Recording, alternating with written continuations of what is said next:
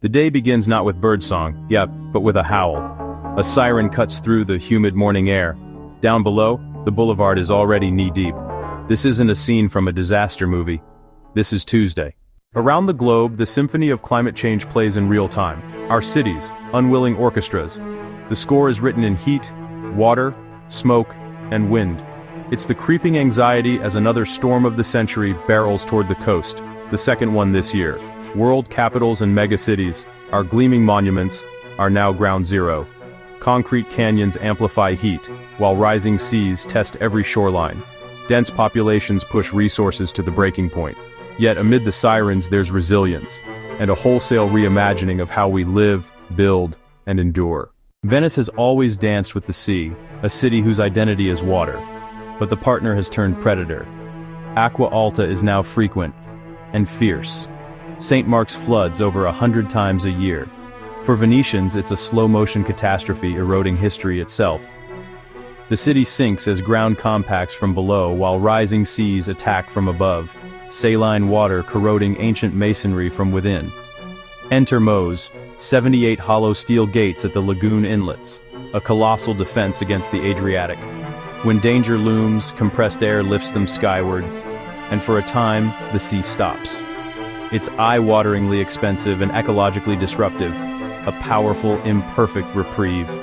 Venice fights on, with technology, craft, and an undying love for a fragile masterpiece. Welcome to Phoenix, where the threat isn't water, it's heat. Heat domes lay siege for weeks, driving temperatures well past 110 degrees Fahrenheit. Roads can hit 180, hot enough to burn skin from a simple fall. Night brings little relief as the city's fabric releases stored heat. The urban heat island in full effect. Phoenix built the nation's first heat office, mapping shaded, cool corridors to vital services. Reflective coatings drop surface temps by 10 to 12 degrees. Small, life-saving winds. Architects borrow from desert wisdom, shade, mass, insulation. Communities adapt together, learning to live in an oven, because there's no other option. Jakarta, vibrant, chaotic, and sinking. Parts of the north collapse by nearly 10 inches a year, ground floors turned into basements. With unreliable piped water, millions tap aquifers. As they drain, the city compacts, a deflating mattress underfoot. Rising seas plus subsidence, a perfect storm swallowing neighborhoods. The government's audacious gambit: move the capital to Borneo, Nusantara, 800 miles away. Meanwhile, a vast seawall and canal upgrades race the tides. For millions staying behind, the future is precarious. Hope and makeshift defenses against a relentless sea. Lagos surges with energy and sits at the ocean's mercy. In low-lying settlements, a storm surge can erase a home in minutes. Heavier rains overwhelm drainage. Seas rise and push salt into fresh water. A massive seawall shields wealth, but can worsen flooding elsewhere. A concrete symbol of climate inequality.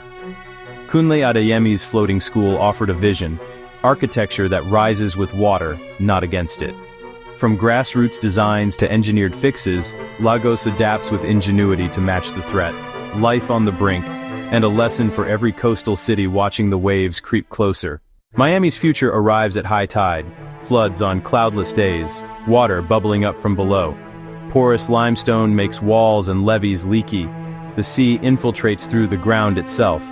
Saltwater gnaws at foundations and infrastructure, turning basements into brackish sumps. The response? Raise roads, install pumps, restore mangroves, and rewrite building codes for higher ground. Billions flow into pumps and asphalt, but each fix shifts water somewhere else. As seas rise, demand climbs for higher inland neighborhoods. Climate gentrification reshapes the map. Miami experiments in public, a bellwether for every coastal dream built at the water's edge. From sinking canals to scorching streets and sunny day floods, these cities aren't outliers. They're postcards from our future. We adapt, we innovate. The fight is waged with billion-dollar gates and simple acts of care. The question isn't if the world will change, but how we'll change with it. What will your city become?